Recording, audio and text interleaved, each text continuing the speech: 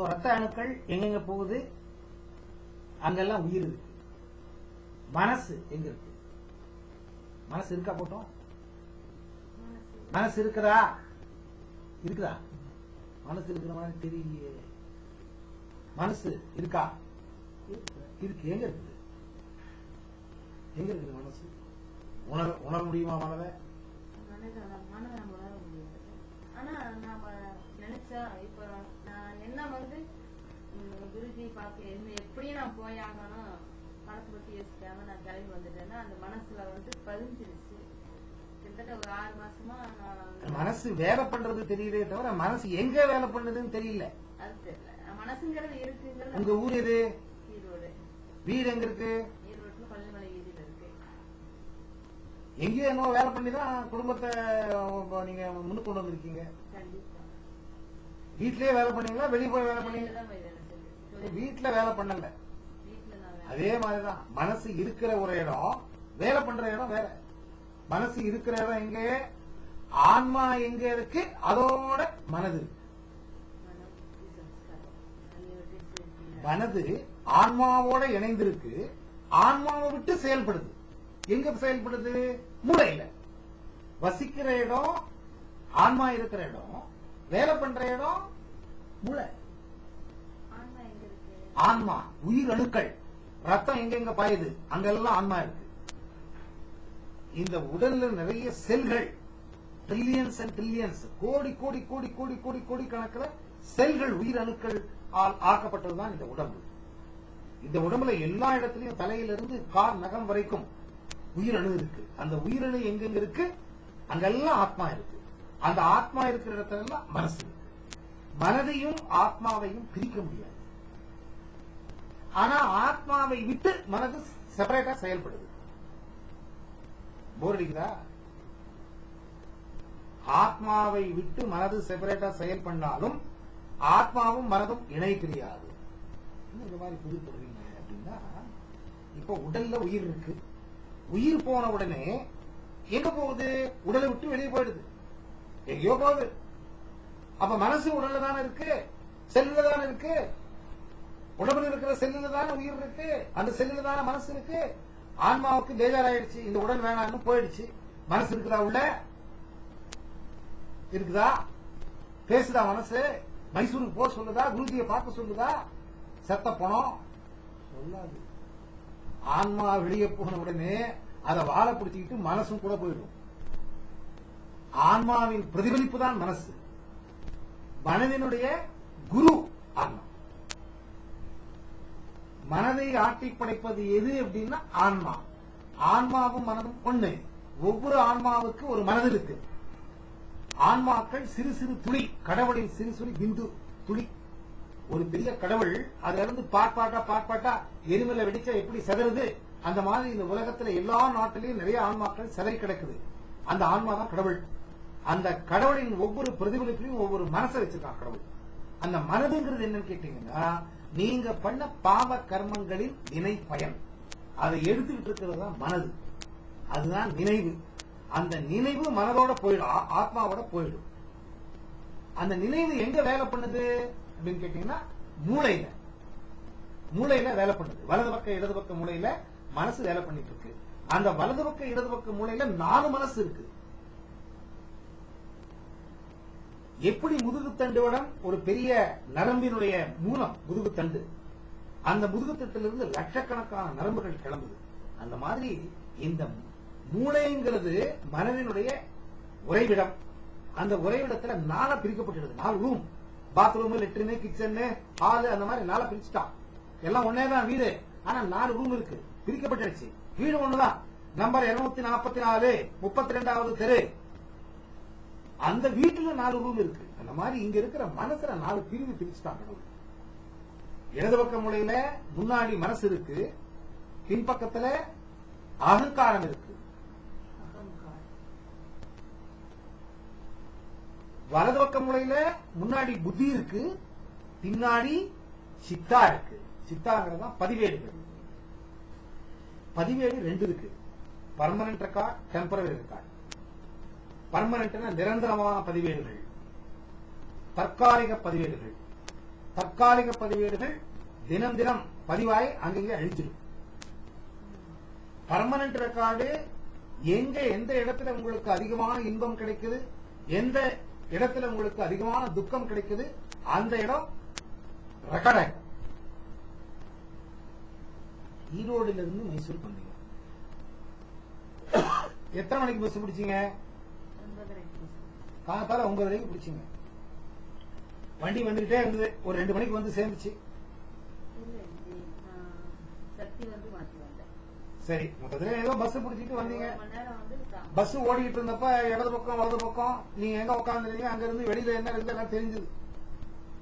காடு, மலை, செடி, கொடி, புலி, ஆனை இருந்தா பாத்துருப்பீங்க. எதையோ பாத்தீங்க. உங்க பக்கத்துல உட்காந்துருந்தவங்க, பின்னாடி இருந்தவங்க, முன்னாடி இந்த டிரைவர் மூஞ்சி உங்களால இப்ப நினைவுக்கு கொண்டு வர முடியுமா? இந்த கண்டக்டர் மூஞ்சி உங்களுக்கு நினைவுக்கு கொண்டு வர முடியுமா? அந்த ரோட்ல நிறைய செடி கொடிங்க பாத்தீங்க, எல்லாத்தையுமே நினைவுக்கு கொண்டு வர முடியுமா? முடியாது. 10% தான் முடியும், 90% முடியாது. மரம் அப்படின்னு தெரியுதே தவிர ஆழ்ந்து உத்து நோக்கி நிலையான ஒரு இடத்துல உங்க மனசை வச்சு நீங்க உத்து நோக்கி ரெக்கார்ட் பண்ற மாதிரி சலனத்துல ரெக்கார்ட் பண்ண முடியாது. முடியாது. மனசுக்கு எங்க லயிக்குது, எந்த இடத்தை விரும்புது, எந்த இடத்துல தான் இணைந்து போகுது, அதுதான் ரெக்கார்ட் ஆகும். ரோட்ல நிறைய போகுது, ரோட்ல நிறைய போகுது, எதோ போகுது. கோயிலுக்கு போறீங்க, கடைக்கு போறீங்க, பேக் எடுத்துக்கிட்டு நீங்க பாட்டு ஏதோ உங்க மனசுக்குள்ள பேசிட்டு பார்த்துட்டு போறீங்க, ஏதோ ஒரு இடத்துல நின்றுட்டு இருக்கீங்க. ஏன் ஒன்னா அந்த இடத்துல விசித்திரமா ஒரு ஆள் வைப்பான், இல்ல ஏதாவது ஒரு விசித்திரமான பொருள் கிடைக்கும், இல்ல ஏதாவது ஒண்ணு உங்களுக்கு தெரியாத விசித்திரமா இருக்கும். அது விசித்திரமா இருக்கணும். சாதாரணமா கடை இருக்கு, கடையை நின்று பார்க்க மாட்டீங்களே? 1008 கடை இருக்கு, 1008 ஆம்பளை பொம்பளை போறாங்க. ஒரு ஆம்பளை ஒரு பொம்பளை நின்று பாக்குறான்னா அந்த பொம்பளை விசித்திரமா இருப்பா. ஒன்னா ஜடகடை விரிச்சிருக்கும், இல்ல புடவை விசித்திரமா இருக்கும், கலர் விசித்திரமா இருக்கும், ஏதோ ஒண்ணு விசித்திரம். ஏதோ ஒண்ணு அழகு, இல்ல அழகு இல்லை, பல்லு 2 பல்லு இந்த மாதிரி அசிங்கமா இருந்தா கூட நின்று பார்ப்பான், இந்த மாதிரி போன அப்படின்னு பார்ப்பான். விசித்திரமா இருந்தா அதை பிடிச்சுக்க மனசு. ஆழ்மனதனுடைய கேரக்டர் ரொம்ப மனசு எங்க போய் லயிக்குது அதான் ரெக்கார்ட் பண்ணும். அதுதான் பர்மனன்ட் ரெக்கார்ட். இது நிகழ்கால வாழ்க்கையில மேல் பாகத்துல ரெக்கார்ட் ஆகுது, கீழ் பாகத்துல அடிபாகத்துல அன்கான்சியஸ் மைண்ட் அப்படின்னு சொல்றோம். ஆழ்மனது அங்க உங்க பூர்வ ஜென்மத்தில் நீங்க என்ன பண்ணிருக்கீங்க, எத்தனை ஜென்மமோ இது. ஒரு ஜென்மத்துல இவ்வளவு கஷ்டம் வராது உங்களுக்கு. அண்ணன் ஏமாத்து, அக்கா ஏமாத்து, தம்பி ஏமாத்து, அவங்க ஏமாத்து, இவங்க ஏமாத்து, எல்லார்கிட்டையும் ஏமாறி இருக்கிறதெல்லாம் பறிச்சுக்கோ விட்டுடு. இவ்வளவு ஒரே ஜென்மத்துல உங்களுக்கு பண்ணு. அம்மா அப்பா ஆதரவுலயே நிறைய பாவம் செஞ்சிருக்கேன். அம்மா அம்மா இல்லைங்கிற முடிவான அது பாவம்ங்கிறது ஒரு பாவம் அல்ல. எத்தனை ஜென்மத்துல என்னென்ன பாவம் பண்ணீங்களோ எல்லாமே ஒட்டுக்கா சேர்ந்து இந்த ஜென்மத்துல நீங்க அனுப்பிச்சிட்டு இருக்கீங்கன்னா எத்தனை ஜென்மத்தை மூட்டையும் இப்ப அவுத்திருக்கீங்க. அதனுடைய பதிவேடு தான் கீழே இருக்கு. இன்னைக்கு நீங்க வந்திருக்கீங்கன்னா எனக்கும் உங்களுக்கும் எந்த ஜென்மத்துல என்ன தொடர்பு இருந்ததோ தெரியாது. இன்னைக்கு நான் உங்க முன்னாடி ஒரு குருஜிங்கிற பட்டத்தை வாங்கிட்டு உட்கார்ந்துட்டு உங்களுக்கு பாடம் சொல்லி கொடுக்கிற அந்த பொறுப்பு எனக்கு கடவுள் கொடுத்திருக்காருன்னா இந்த ஜென்மத்துல அது எனக்கு வரல.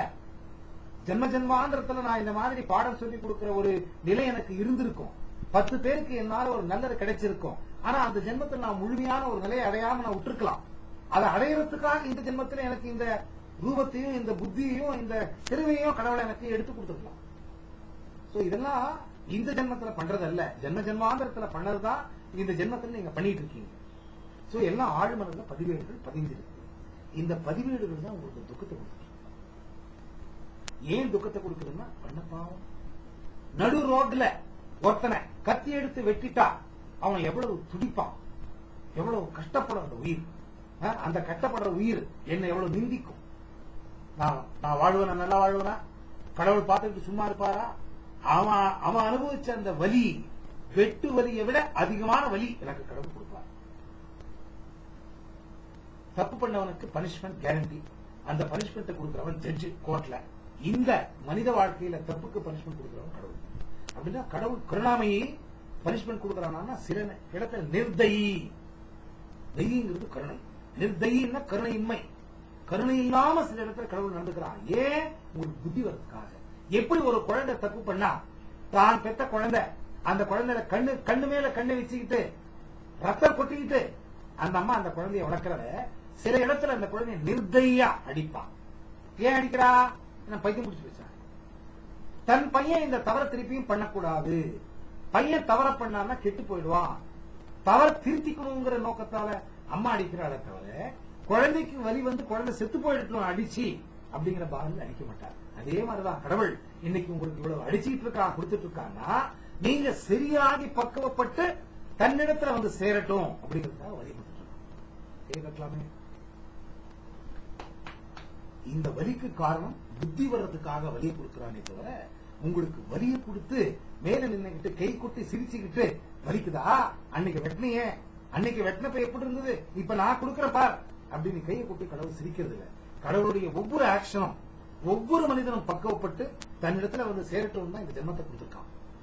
நான் நிறைய வீடியோல சொல்லியிருக்கேன். இந்த பிறப்பினுடைய ரகசியமே தன்னறிவை பெற்று கடவுள் அறிவை பெற்று தன்னைத்தான் திருத்திக் கொண்டு நல்வழியில் சென்று அந்த குழந்தையை போன்ற ஒரு வெகுளித்தனமான ஒரு மனதை அடைந்து கடவுளை நீங்கள் சேர வேண்டும். அதுதான் கொடுத்திருக்கான்.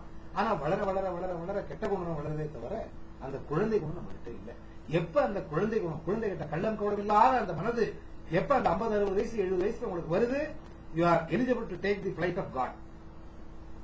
கடவுளுடைய ஏரோப்ளேன், கடவுள் இருக்க போகக்கூடிய ஏரோப்ளேன்ல உட்காரத்துக்கு உங்களுக்கு அருகரை டிக்கெட் கொடுத்தா கடவுள்னு அர்த்தம். அந்த வெகுளித்தனம் உங்ககிட்ட வரணும். எதையும் தாங்கும் இதயம் வரும். மன்னிக்கக்கூடிய நல் குணம் வரும்.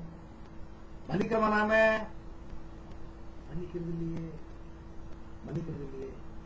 சோ உங்க வலிக்கு மூல காரணங்க நாம தான். நம்மள நாம சரிப்படுத்திக்கணும்.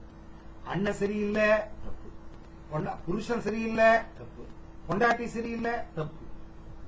சரியில்லாத பொண்டாட்டியை ஹேண்டில் பண்றதுக்கு எனக்கு தெரியல, சரியில்லாத கணவனை ஹேண்டில் பண்றதுக்கு எனக்கு புத்தி இல்லை. அகங்காரம் ஒண்ணு கொடுத்திருக்கான் 4 மனசு. இது எப்பவுமே சேராது. புத்தி, மனது, அகங்காரம் 3மே சேராது. சேர்ற மாதிரி சித்தா பண்ணாது. நீங்க பண்ண பாவ கர்மத்தை அனுபவிக்கிறதுக்காக தான் இந்த சித்தான்னு ஒரு டப்பா இருக்கு. அந்த சித்தா தான் உங்களை ஆட்டி வைக்கிறது. இந்த 3த்தையும் ஆளக்கூடிய அரசன் யார், ராஜன் யார் அப்படின்னு சித்தா. சோ சித்தாவுக்கு எதிராக இது 3 வேலை பண்ணாது. அகங்காரம் சித்தாவுடைய அடிமை, மனது அடிமை, புத்தி செப்பரேட்டா இருந்தாலும் பிரயோஜனம் இல்லை. நீங்க மைசூருக்கு வர்றப்ப உங்க மனசு சொல்லிருக்கும், யாரோ ஊர் பேர் தெரியாதவர் ஒரு வீடியோ போட்டுட்டு ஆசிரமருக்கு வாங்க கூப்பிடுறாரு, போலாமா வேணாமா, போலாமா வேணாமா, இந்த ஆளை நம்பலாமா, எவ்வளவு ஏமாத்து சாமியா இருக்கு, எவ்வளவு ஏமாத்து குருஜிக்கு. மனசு பேசுதா இல்லையா? கண்டிப்பா பேசும், கண்டிப்பா பேசும், பேசணும். புத்தி ஒவ்வொரு மனுஷனுக்கும் நல்லதையும் கெட்டதையும் சொல்றதுதான் புத்தி. என்கிட்ட வந்து கெட்ட இன்சிடென்ட் நடக்கிற மாதிரி இருந்தா என் உடம்புல படபடப்பு வந்து நான் திருப்பி இருந்தாலும் ஒரு செயல் செய்யும் பொழுது உங்க ஆத்மா, அதாவது உங்க புத்தி உங்க கூட பேசும். இது செய்ய, இது செய்யாத, இது செய்ய, இது செய்யாதன்னு சொல்லும் புத்தி. ஆனா நம்ம கேட்க மாட்டோம்.